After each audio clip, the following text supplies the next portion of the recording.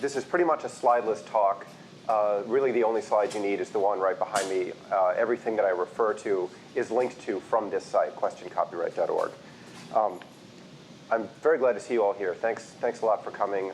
It's nice to see that many people interested in copyright, its history, and its effects.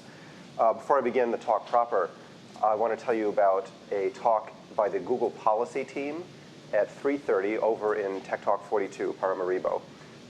They've come in from Washington, D.C., and they're going to tell us what they're doing there, net neutrality, child protection, other stuff.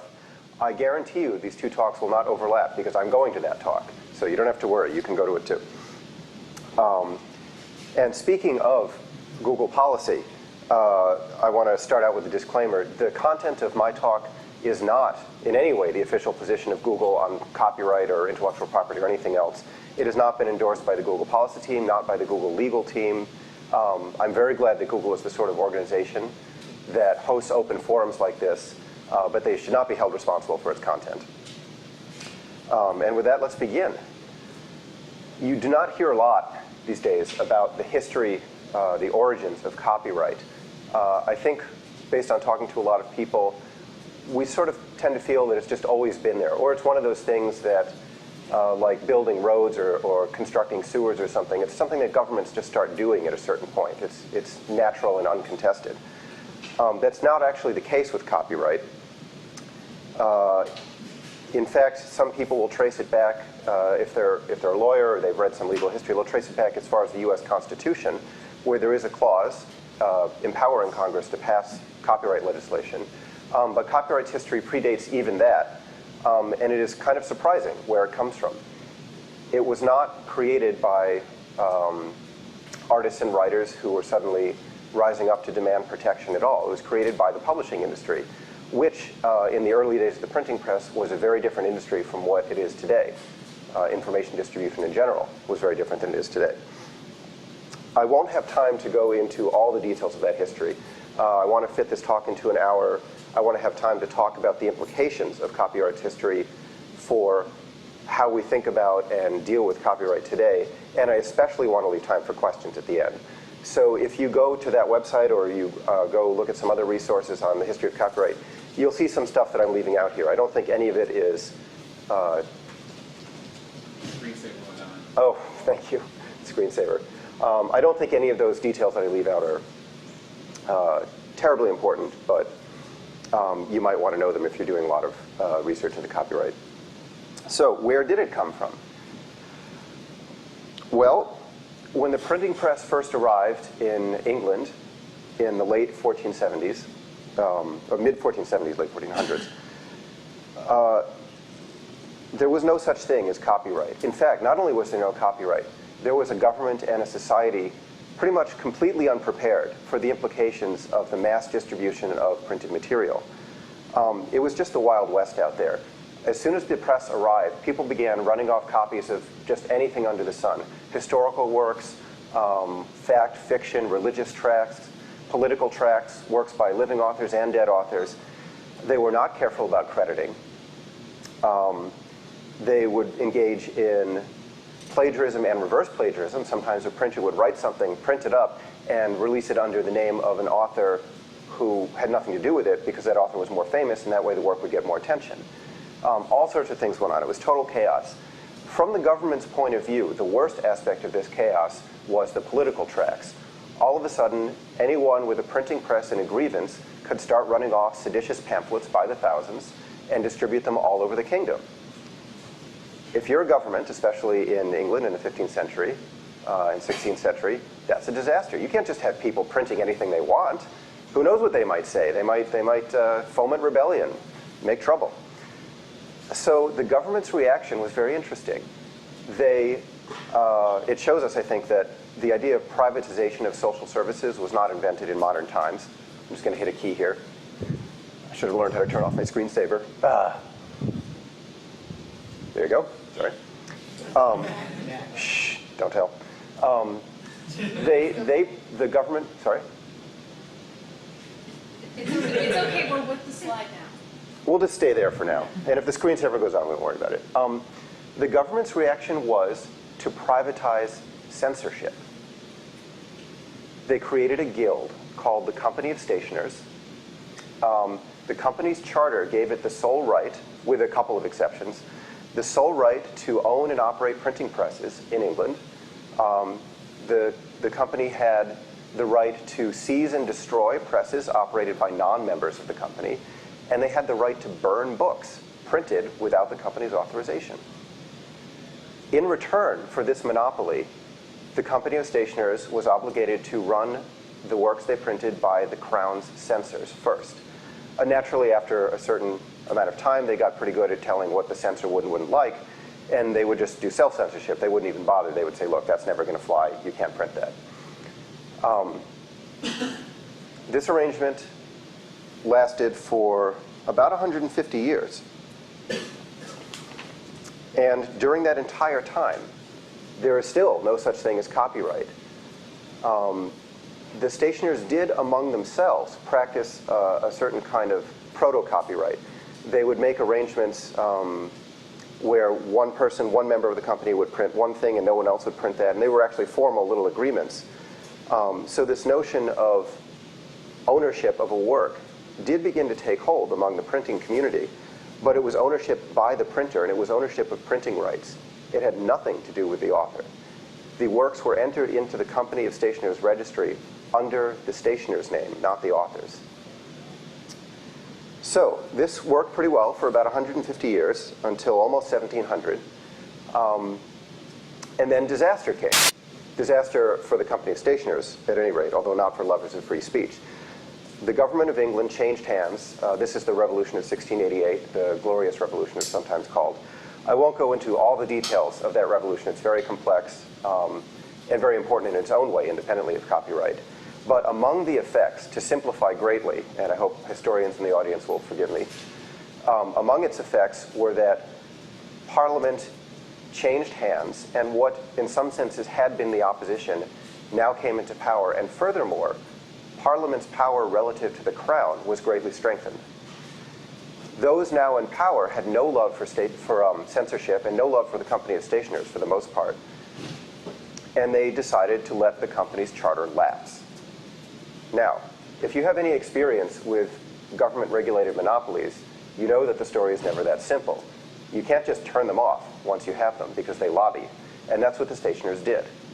They went before Parliament, realizing that their livelihood, their monopoly on printing was about to end, and they made a rather new argument. They said, an author has a natural right of ownership in their work, and furthermore, this right is transferable, assignable by contract to other parties. Like a form of property, it can be sold or contracted out or leased. Parliament accepted this argument, and the reasons why are perhaps a bit hard to understand today.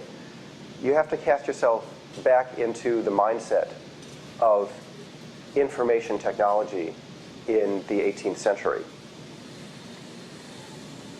The Parliament did not like censorship, though they probably sensed that it had its uses. But they didn't necessarily want a return to the chaos of the period between the arrival of the printing press and the chartering of the Company of Stationers. And the stationers were essentially saying to Parliament, if you do not protect our trade with this monopoly right, we will have an economic disincentive to behave well. We will not be able to print things reliably, to make identical copies, to avoid plagiarisms, both of the normal and the reverse kind, and to protect the integrity of works if it's just a complete free market. Because consider what a print run means. You have to gather a lot of dead tree pulp. No screensaver? That's good. You have to gather a lot of dead tree pulp together. You have to arrange the plates for your press, which is quite labor intensive. If there are illustrations, you have to get an engraver and make those illustrations in metal. And then you print off thousands of copies. At great expense, you distribute them around, which may cost some money as well, and then you see if your work sells. You haven't even collected any revenue yet. Now, what if your competitors, waiting in the wings, can just watch you invest in 100 works, watch the 3 of them that actually pay off and start selling, and then they run off copies of just those works? Well, they're not paying the cost of investment in all the other 97. They have much lower risk. the stationer's argument was, we need to be protected from that situation. We're caught in this sort of game theoretical dilemma. If you give us a monopoly, we will behave better. You also have to think of the technology of printing. It's often said that the internet is sort of an extension or an augmentation of the printing press, kind of the final realization of the printing press's potential. But there's an important sense in which that's wrong. If you have a copy of a printed work and a printing press, especially an 18th century printing press, making a copy of that work is terribly difficult. And if it has illustrations, it's just not possible. You can duplicate them to some degree of approximation, but you can't really make a copy. And as far as the words of the text, you're going to be very tempted to abridge the chapters you think are boring. You're going to have more misspellings because you won't have time to do it with the same care the original printer did. With the printing press, you can only make more copies if you possess the master. With the internet, you can make copies from copies. The internet is masterless. In fact, with the internet, making perfect copies is what comes naturally. And if you want them to have any variation, you have to put an extra effort to do that. It's the reverse of the printing press. They don't think like we think today. They were thinking, look, there's a natural monopoly physically inherent in printing because whoever prints it first has sort of created the work that's out there in the public, and they've got the original plates. And if we just make our laws embody this monopoly without the odium of censorship, then we will have essentially the same arrangement we had during the entire 150 years of the Company of Stationers' heyday. And everything will be just as good as it was then, only without censorship. And Parliament didn't really object. And it was actually a fairly reasonable argument, given the technology and given the economics of the time.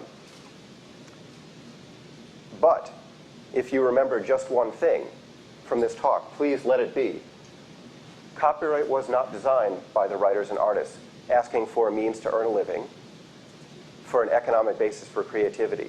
It was designed by the publishing industry to support a certain kind of distribution mechanism, one that is completely obsolete today. So let's fast forward a bit.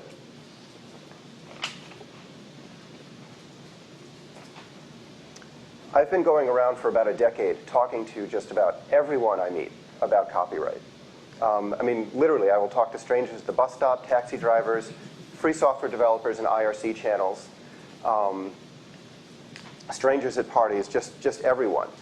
And I've compiled a pretty good picture, I think, of how people think about copyright, especially in the United States, but also I've been doing this in Europe a little.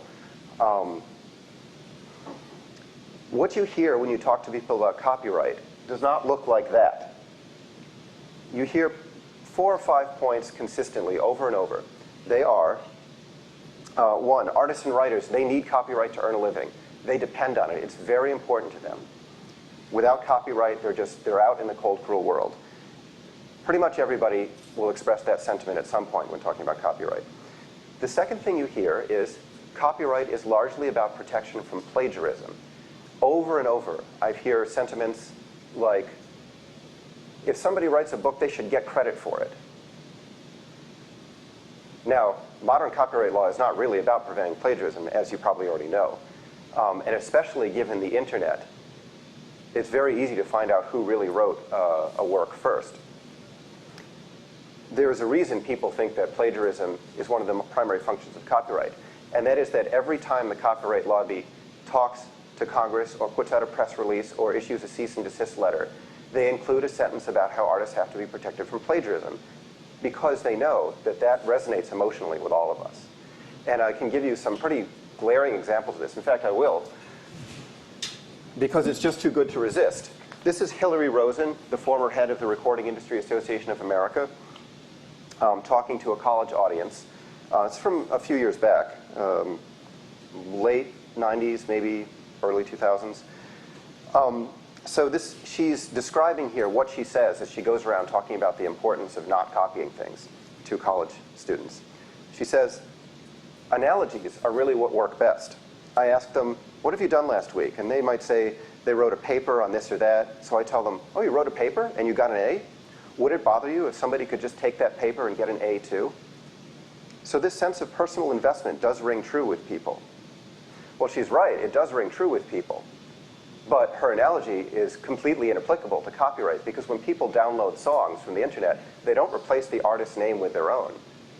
In fact, they recommend the file to their friends, and they say, hey, check out this band, and they give the band's name accurately. What she should have asked was, what if somebody could show your paper around and show everyone else that you got an A? Would you have a problem with that? And of course, the students would have said, no, we don't have a problem with that. This technique, this tactic, is once you are, once you are watching out for it, you will see it in just about every article, every press release, every mention by an industry lobbyist or industry figure about copyright. It's quite amazing. And this, I think, is part of the reason why the standard answer you get when you talk to people in the street about copyright is artists have to be protected from plagiarism. The third thing is that everyone makes it clear that they want to be thought of as the artist's friend.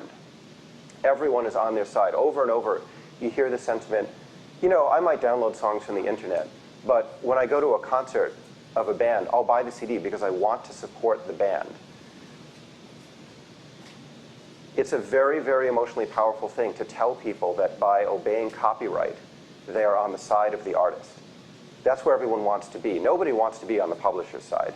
Publishers are big evil corporations. And in fact, people have started to become conscious that publishers are making all the money from copyright. But if you tell people copyright is protecting the artist, then they will feel funny about violating copyright laws. And the industry has learned this 100%. They know how to talk. The fourth thing is that people are very ambivalent about file sharing. Just about everyone I ask says either that they do it or they know people who do, or they kind of smile funny, and then they don't say whether they do it or not, and you know that they do it. And when you ask them how they feel about it, you get these strange kind of answers. Like I've heard people say, well, I know it might not be the most right thing to do, but really, who's it hurting? It's like people know in their gut that it's really not hurting the artist, but they still feel this residual guilt about it because there's this incessant message coming from the industry. File sharing is bad, file sharing hurts the artists. I don't think there's any evidence that file sharing hurts the artists. I've certainly never seen any. It does hurt the publishing industry somewhat. If you would like to see, by the way, some of these answers, a couple of friends, Googlers also, Ben Colin Sussman and Brian Fitzpatrick, and we went around Chicago this summer with a video camera, and we interviewed people in the street about their thoughts on copyright. And if you go to that website, questioncopyright.org, all one word, no hyphen for those on video. You can download that video and watch. It's really striking, people's reactions to the questions about file sharing. They're in this kind of weird moral quandary because they want to do it, their friends do it, they don't feel like it's wrong, and yet they feel like it's wrong. Now, here's one thing you never hear when you talk to people about copyright. Nobody has ever, in 10 years, said to me, copyright was invented by distributors to subsidize and stabilize a certain kind of distribution technology. Nope. That part of the history has been completely wiped from our world consciousness. Even books about copyright, when you get to the part of the beginning of the book where it talks about how copyright begins, if there are books in English in the United States, they will talk about the constitutional clause that says Congress shall have the power to reserve to inventors and authors the exclusive right to their discoveries, etc. That clause postdates the Company of Stationers and the passing of the Statute of Anne, the law that Parliament passed granting the author's monopoly. Postdates it by about 70 years, 65 years. So, and it was not a new idea when the authors of the Constitution put it in there. They were essentially putting into American law what was already law and habit and a way of thinking in England. This was not an invention. So the Constitution is not the beginning of copyright. The true beginning has largely been forgotten. The implications of all this are pretty big. As you're probably aware, there's a very large debate going on about what should the relationship between the internet and copyright be. I think that debate is especially relevant to Google. We are a company that flourishes in an environment where information is free to flow unrestricted. But the trouble is that that debate is currently being had on terms that are purely defensive for those people who want to copy and share things. What has been going on is because the background assumption of this debate is copyright is there to protect artists and help them earn a living, the industry will always say, well, if you pay to buy a copy, shouldn't you pay every time you see it? And then we come back with, well, look, there should be some openings carved out for fair use. I mean, okay, yes, they should have the right to sell it, and you know, nobody else should be able to sell it unless the author gives them that right. But let us have a few things that are fair use.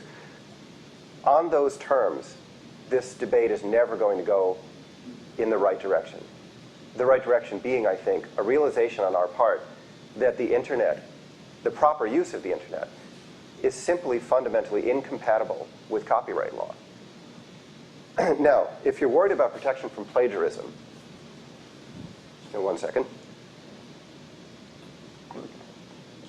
which a lot of people are, the experience of the open source world is very instructive. I've been working in open source for 15 years, been talking to people who've been in it for 20 or more. Open source essentially happens without copyright. Yes, there are licenses on the software, but that's sort of to help perpetuate freedoms that wouldn't need to be perpetuated if there were no such thing as copyright. Essentially, you can think of free software as operating in one of the first copyright-free spaces we've had in 300 years. And there simply is not a problem with plagiarism in the open source world. I'm not saying it never happens. It may. I can't remember any cases off the top of my head. And when you do a search for plagiarism, open source, free software, I spent a long time doing that search the other night, and I couldn't find a single example. Instead, what I found were open source plagiarism detection packages.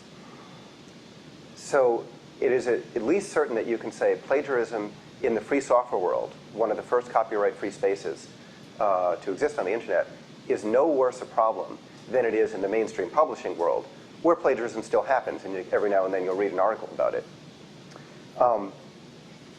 If you're still worried about plagiarism, imagine this. Let us suppose that there was a company that crawls the web all the time gathering data.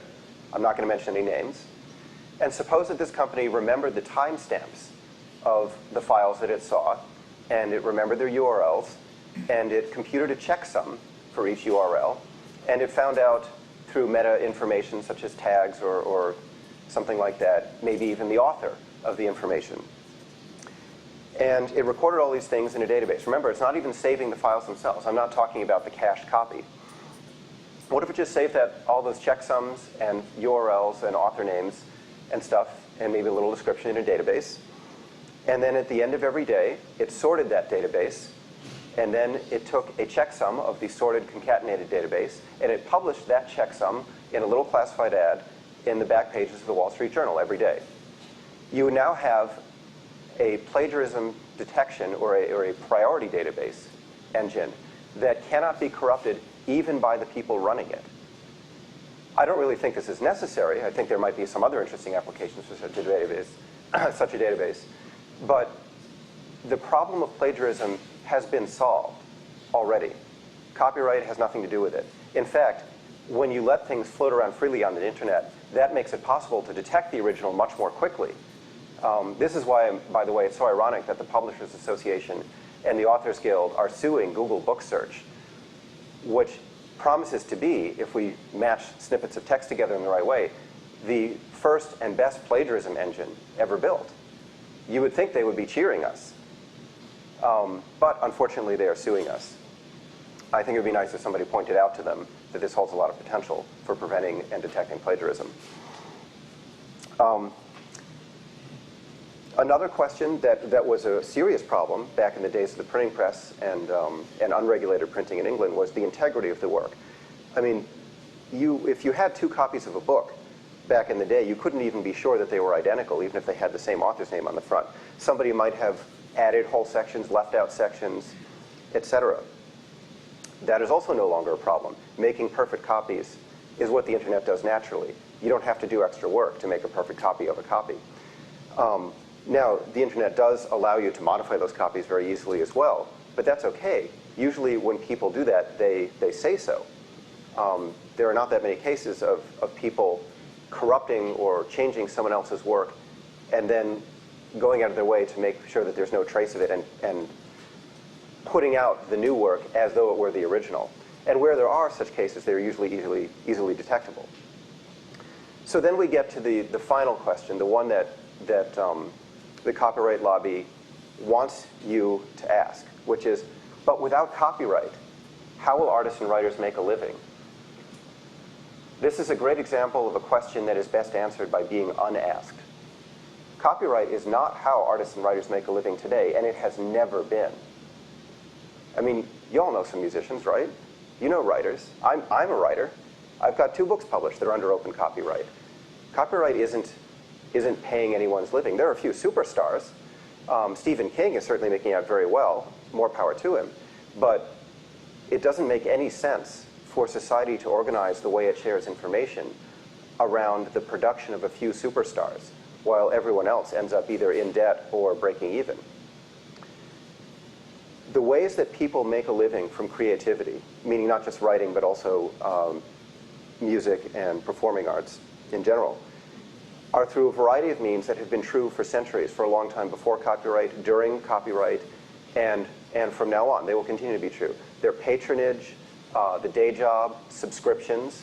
Subscriptions, by the way, paid for a lot of writing back in the early days of the printing press, including the writings of many writers that the copyright lobby likes to tout as examples of copyright supporting artists. Samuel Johnson is a great example. He made very little money from copyright. Many of his works were paid for in advance by subscribers who paid in anticipation of the work coming out. For musicians and other performers, performance is the main means of income.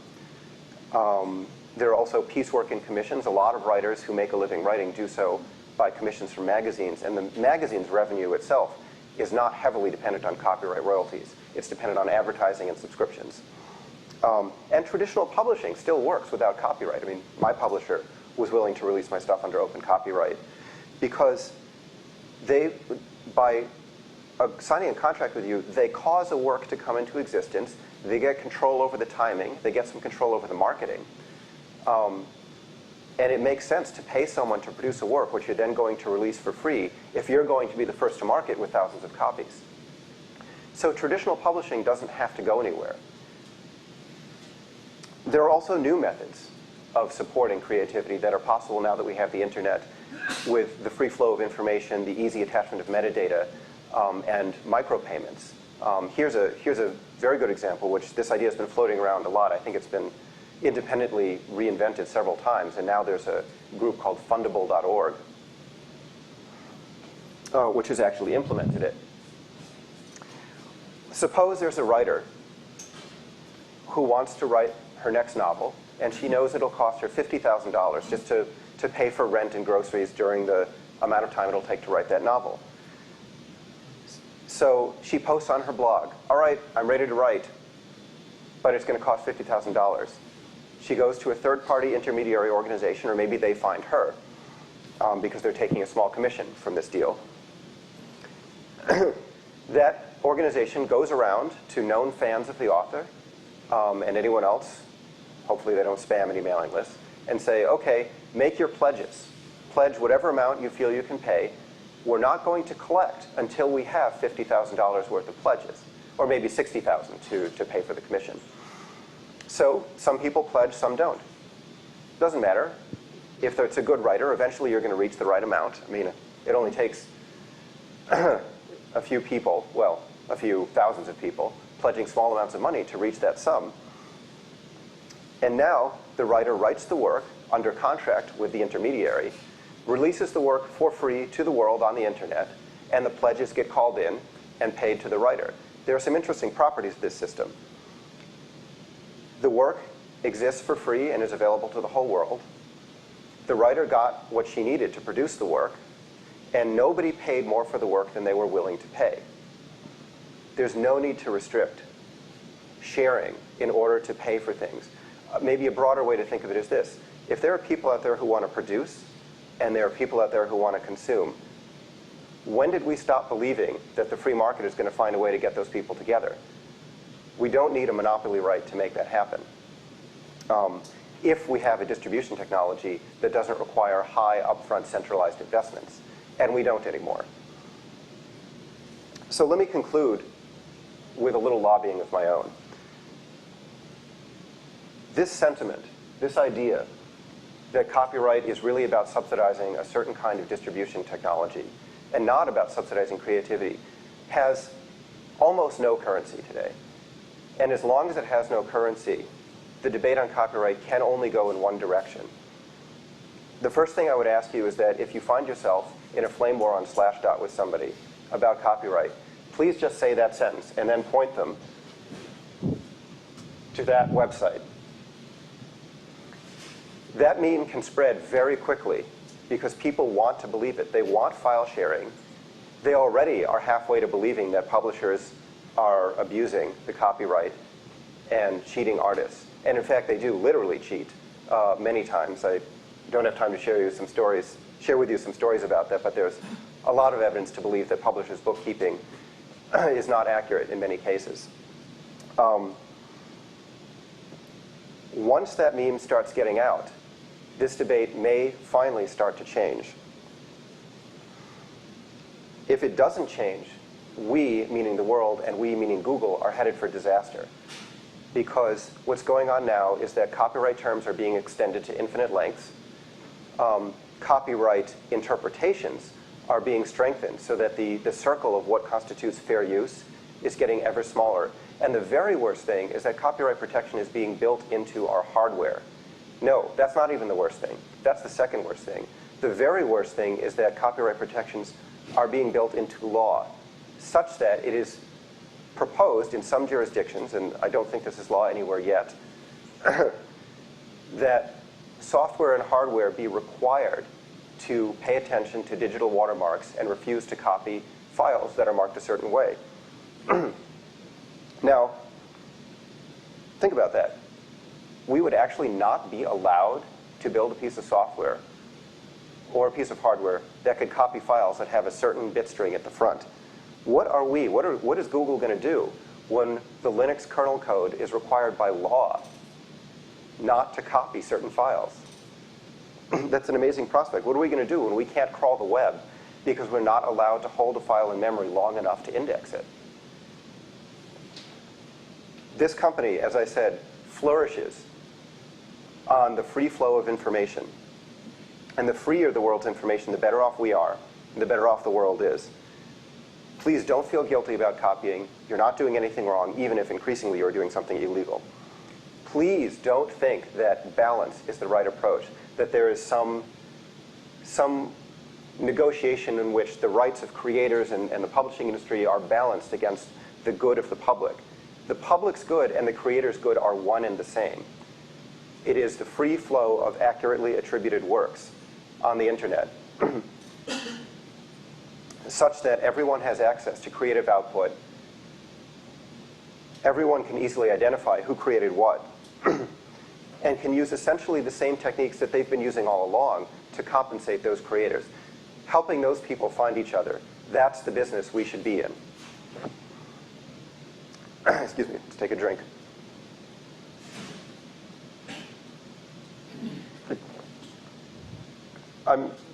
As I watch the progression of ever tighter, ever more restrictive copyright laws, in a battle that I thought was going to go the other way, because I thought the meaning of the internet was obvious, I get worried. And I think our great-grandchildren are going to look back at us, at our generation, in wonder and amazement, and they're going to ask, how on earth, excuse me, could we have built a gigantic worldwide copying machine and then hesitated to use it to its full potential? How on earth could we not have been able to tell the difference between stealing a bicycle and copying a song? I don't know how we're going to explain ourselves to them. Okay, that's the end of the rant. I would love to take questions. Yeah, I want to talk to this claim that plagiarism is a non-issue. Yes.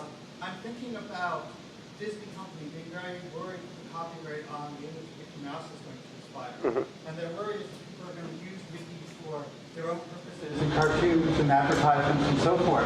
And therefore, kind of get some of the magic or the associations of Disney with their products about compensation or permission. Yes. Is that an instance of plagiarism? So I'm going to repeat the question for people on the recording.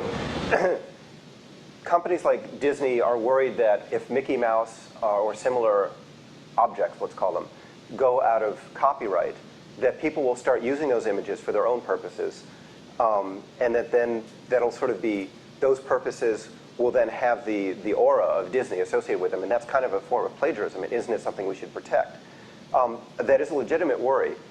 I don't think it's as great as it might be, because right now, when somebody uses someone else's work, we assume that there has been some sort of contractual relationship. We assume, because of the existence of copyright law, that there must be an endorsement or an agreement between those two parties. And if that assumption were not there, then when you were to see someone using Mickey Mouse, you wouldn't think that Disney had anything to do with it. Now, you're right that this would mean that people can start using characters from someone else's novel in their own novel, for example, and that there would be nothing the original creator could do about that. But the original novel doesn't go away. The original novel will not be tainted by those uses. And although it may be slightly discomforting, especially to those of us who grew up during the copyright regime, to think about that happening, is it worth preventing people from sharing information? Is that very minor benefit worth saying to people, you just can't copy that at all? You can't use that. So that's my answer. There's a lot. You, sir. So I'm a little confused about your position. I mean, so if I say I wrote a book or I wrote a song, and I just want to put it up on my website, and my position is just that, my preference is that, like, I don't want Google to index this, or I don't want anybody else to copy this file and host it on their own servers. Do you think that position should be supported by the law or not? There's no publisher involved. It's just no. Actually, no, I don't.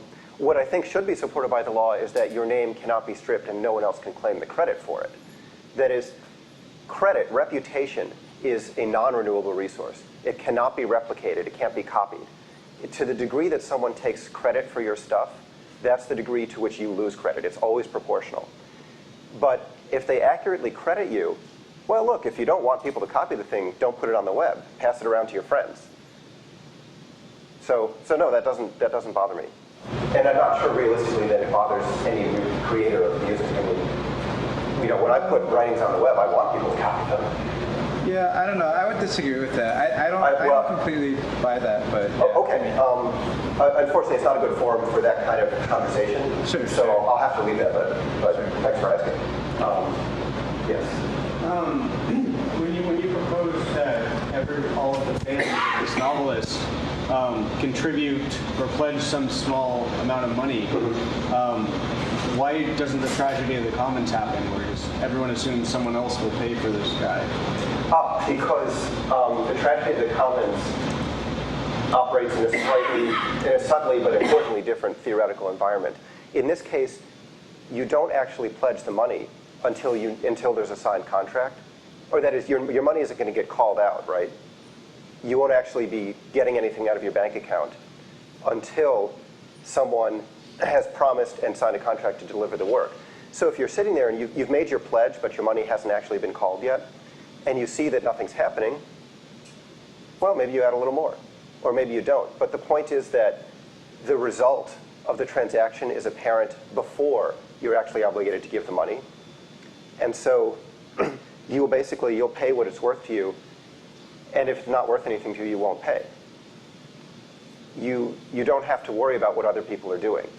If the work never comes to exist, that's not a tragedy. There will be other works. So I don't think the game theoretical dynamics work out like the tragedy of the commons.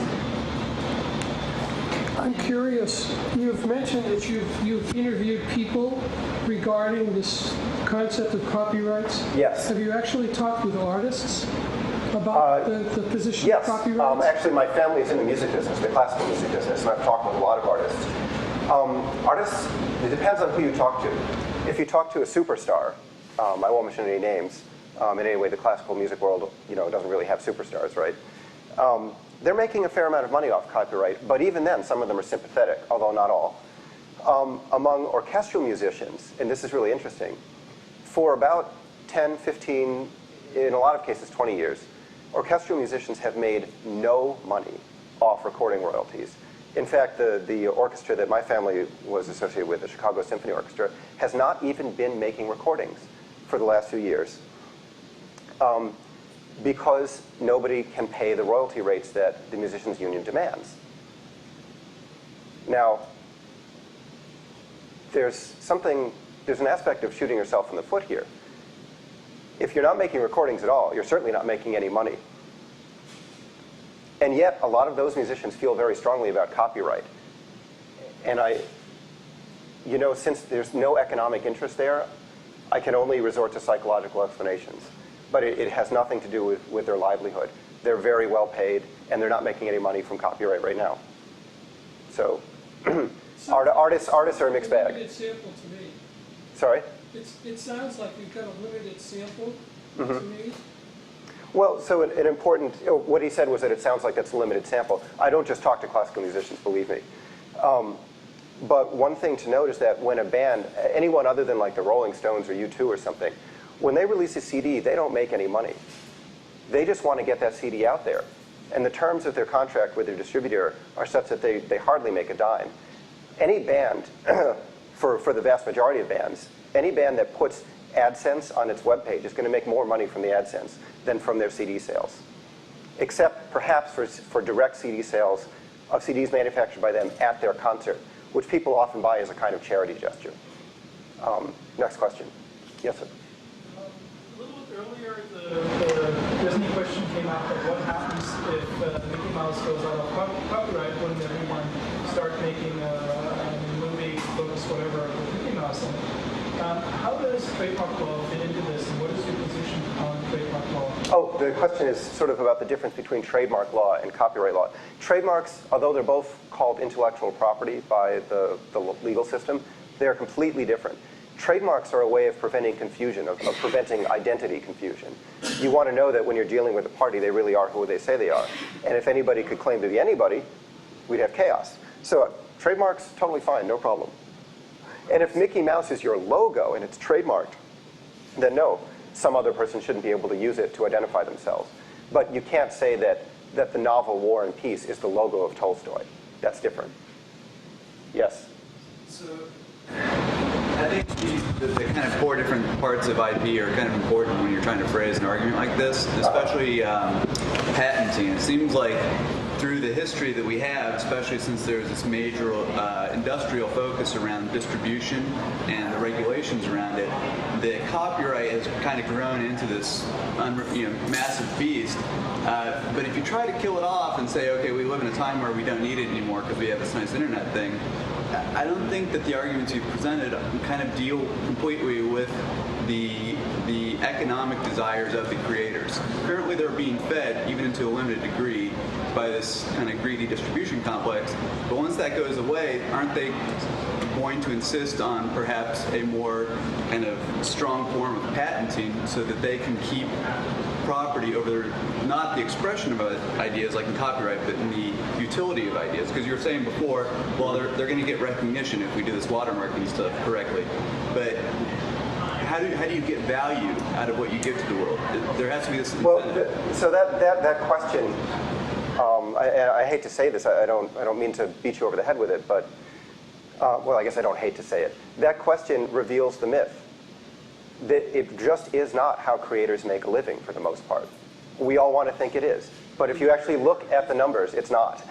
If you were to shift away from the current system, how would you...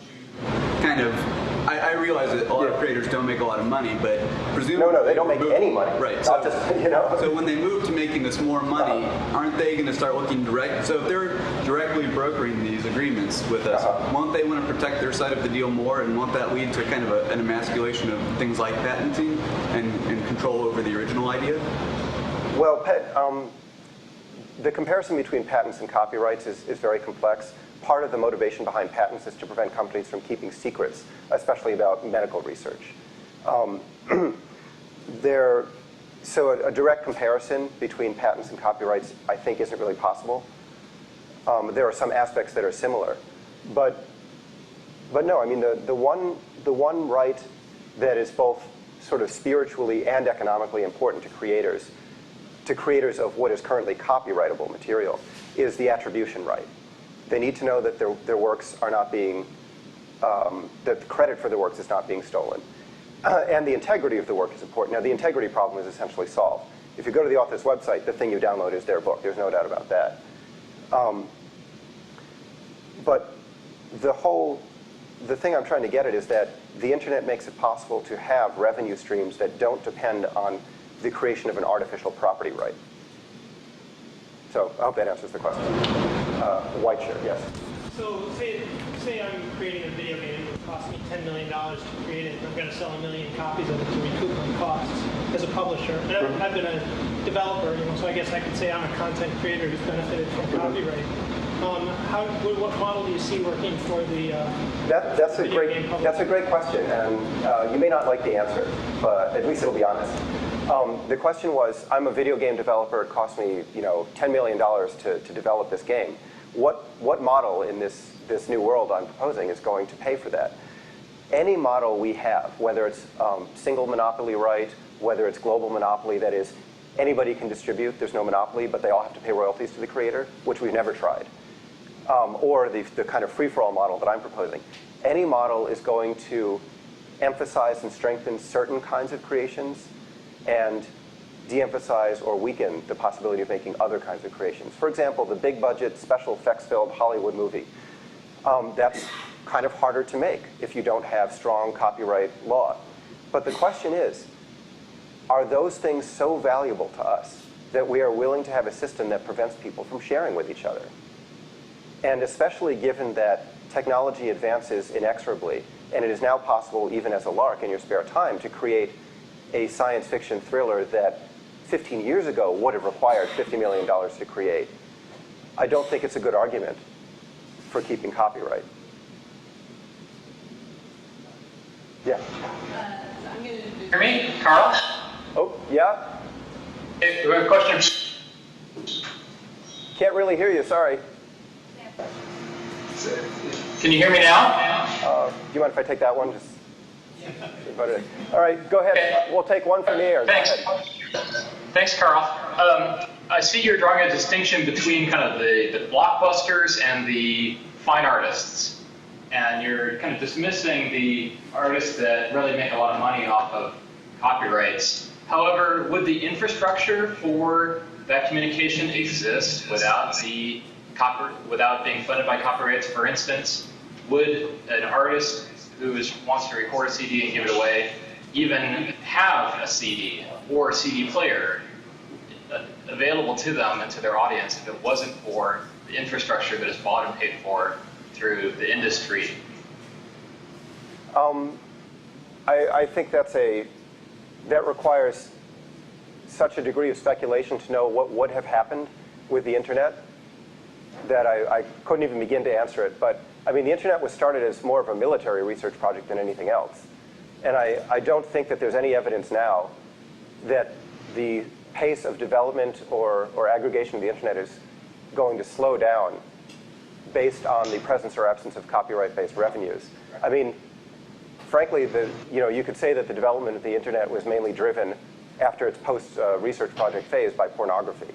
So, I think most of these works we're talking about, although they have used the internet for distribution and distribution of copyright materials in some cases, I don't think they're really important in making the infrastructure of the internet exist.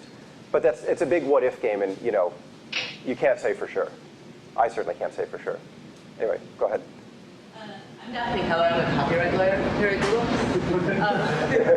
And I have office hours on Wednesdays across the street if you'd like to come talk about copyright. I just wanted to say, I think a lot, and we've talked about this before, yeah. I think a lot of your description of how early English copyright was driven by a monopoly held by the people who controlled distribution is true. And I think it's still true today that a lot of lobbying that goes on in DC is done by the distributors rather than the creators, who are kind of these mythical beasts who are to justify copyright often. However, U.S. law is very much predicated on the idea that copyright is an engine driven by incentives to individual creators, and it's written into the Constitution. So that's what courts are looking at when they think about copyright. That's what Congress is thinking about. And if you disagree with Congress about the idea that the best way to drive creation is with massive expansion of copyright to include 70-year terms and DMCA super protections based on unhackable technologies and so forth, if you think Congress got it wrong, I think the best way to persuade them is to demonstrate that creative production based on systems other than super strong copyright really works. So open source development, releasing things under Creative Commons licenses and so forth, sort of create a material example that we don't need these kinds of robust rights necessarily.